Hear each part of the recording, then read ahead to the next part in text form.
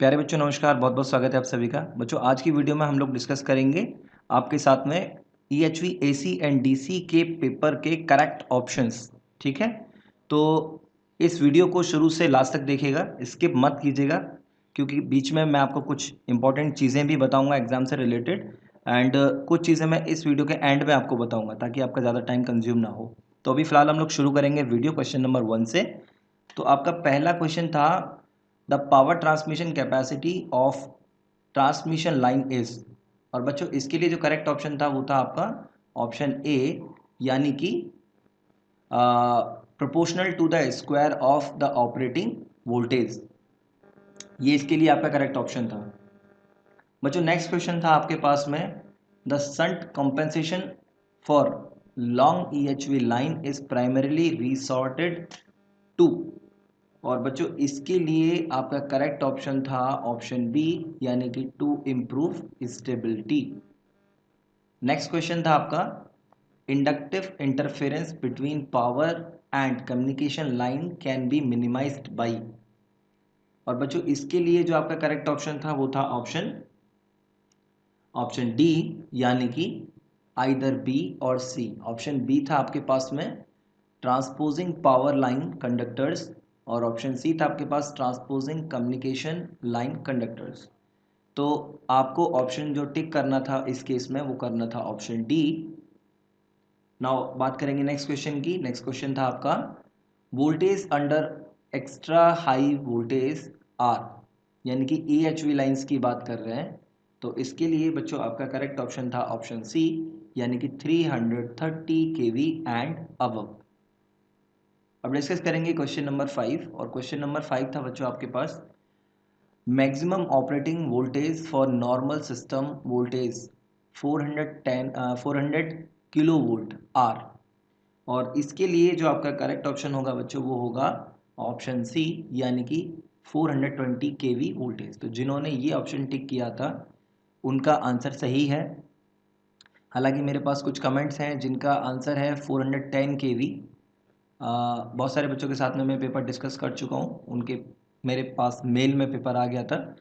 तो मैं उन सभी को बता दूं कि इसका करेक्ट ऑप्शन था बच्चों 420 kV। 410 इसका आंसर नहीं था और 450 भी नहीं था। 500 तो बच्चों ने लगाया ही नहीं है। नेक्स्ट क्वेश्चन है आपके पास में problem posed in using EHV are. Problem posed in EHV are, इसके लिए करेक्ट ऑप्शन था बच्चों आपका ऑप्शन डी, यानी कि ऑल ऑफ द अबव। अब ये ऑप्शंस क्या थे? High surface voltage gradient on conductor, corona problem और रेडियो इंटरफेरेंस। ये सभी प्रॉब्लम्स होंगे आपकी EHV लाइन के साथ एसोसिएटेड होंगे। नेक्स्ट क्वेश्चन है आपके पास सेवंथ में आपको था क्वेश्चन आपका bundle conductor are preferred in EHV transmission line because. तो आपको बताना था कि EHV ट्रांसमिशन लाइन में बंडल कंडक्टर को क्यों यूज़ किया जाता है, प्रेफर किया जाता है। और इसके लिए बच्चों आपका करेक्ट ऑप्शन था ऑप्शन बी, यानी कि inductance of the line is reduced and the corona loss and radio and TV interference is minimised. Question number 8 है बच्चों आपके पास EHV cables are filled with oil under pressure of gas because। इसके लिए बच्चों आपका correct option था option B, यानी कि pressure provides the necessary voltage wearing capacity. ठीक है, नहीं बच्चों इसके लिए करेक्ट आंसर ये नहीं होगा, नहीं ये नहीं होगा। इसके लिए करेक्ट आंसर होगा ये ऑप्शन सी। ठीक है, pressure will avoid the formation of voids. इसके लिए करेक्ट आंसर सी होगा। चलिए नेक्स्ट क्वेश्चन है आपके पास में क्वेश्चन 8 के बाद आया question 9 voltage gradient on conductor are. Conductors पे जो वोल्टेज ग्रेडियंट होगा उसके लिए करेक्ट फॉर्मूला होगा E equals to minus dV/dx, यानी करेक्ट ऑप्शन है आपका option A.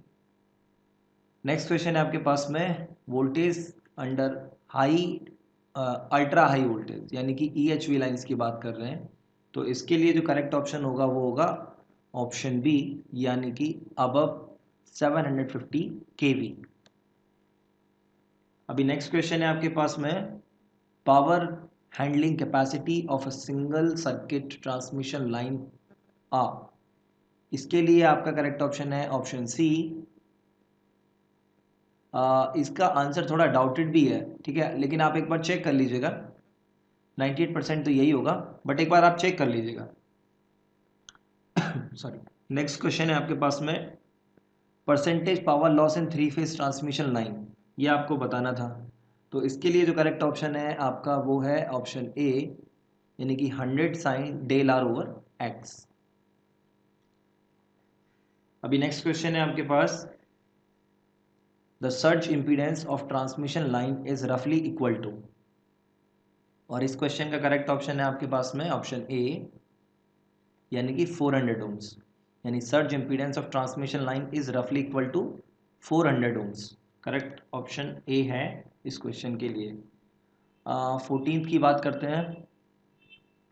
According to Peek's formula, corona loss is directly proportional to, तो इस क्वेश्चन के लिए जो आपका करेक्ट ऑप्शन रहेगा वो रहेगा ऑप्शन बी, यानी F+25।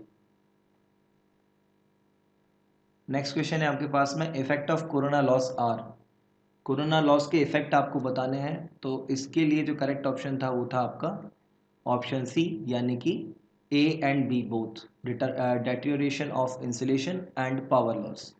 तो इन दोनों का एक साथ क्लब करेंगे तो ऑप्शन बनेगा option C, which is the right answer.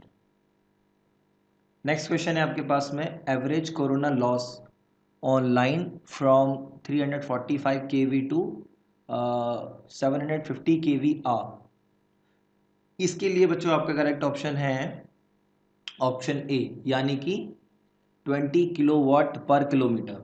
देखिए ये 1 से लेके 20 तक होता है, तो यह मैक्सिमम रेंज है, हम इसी को टिक करेंगे। ये इसलिए नहीं हो सकता है क्योंकि यहाँ देखिए 1 किलोवाट पर के, it doesn't mean anything. Okay, अभी नेक्स्ट क्वेश्चन देखेंगे। तो ऑप्शन ए करेक्ट ऑप्शन था, बाकी सारी चीज़ें छोड़ दीजिए। 17th क्वेश्चन है आपके पास में, eight what condition does the corona starts if ES is the electrical stress and ECR is the critical voltage। तो कोरोना स्टार्ट होने के लिए जो कंडीशन है आपकी वो होगी कि ES ज़्यादा होना चाहिए ECR से, तभी कोरोना का फॉर्मेशन स्टार्ट होगा। नेक्स्ट क्वेश्चन है आपके पास में, in which climate does the chances of occurrence of corona is maximum, और इसके लिए जो आपका करेक्ट ऑप्शन है वो है ऑप्शन डी, यानी कि ह्यूमिडिटी। विंटर नहीं होगा, ह्यूमिडिटी होगा। नेक्स्ट क्वेश्चन है आपके पास में, corona loss can be reduced by using solid conductors, hollow conductors, bundle conductors. तो यार इसके लिए सीधे सीधे मैं आपको ऑप्शन बता देता हूँ। इसके लिए जो ऑप्शन था ना वो ऑप्शन डी था। वैसे तो अगर कोई एक ऑप्शन दिया होता तो आप बंडल कंडक्टर लगा देते, लेकिन यहाँ पर बंडल कंडक्टर केवल नहीं दिया गया है, और सॉलिड कंडक्टर्स तो बिल्कुल नहीं होगा। तो इसके लिए करेक्ट ऑप्शन था आपका ऑप्शन डी, यानी कि hollow conductors and bundle conductors. ये सूटेबल आंसर था आपके पास, ऑप्शन डी। नेक्स्ट क्वेश्चन है आपके पास में, fair weather conditions, fair weather condition में, okay, fair weather corona loss, sorry ये थोड़ा ठीक से स्कैन नहीं हो पाया शायद। फेयर वेदर कोरोना लॉस में be computed using the empirical formula given by Peterson। According to Peterson's formula, corona loss is proportional to. तो इस क्वेश्चन के लिए बच्चों आपका करेक्ट ऑप्शन था option A, F proportional to V square, that is F and V square. This is the correct answer for this question. Now next question है आपके पास, question number 21, radio interference is due to, ये आपको बताना था। तो इसका correct option है आपका option A, corona. Next question है आपके पास में, find the spacing between the conductors 132 kV 3 phase line with 1.956 centimetre diameter conductor is built so that corona take place if the line voltage exceeds 210 kV with GO 30 kV per centimeter। तो इसके लिए correct option था आपका option C, 3.5, it's not 3.5, 3.451 metre.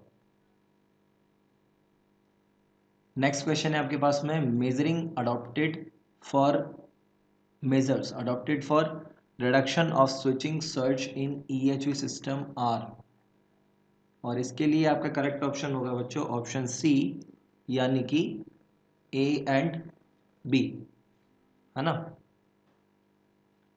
Next question है आपके पास में question number 24। Question number 24 क्या कहता है, Audible noise caused by transmission line is function of.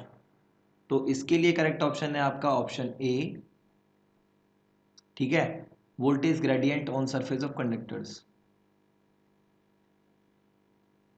Next question है आपके पास 25 which is also the last question of this video.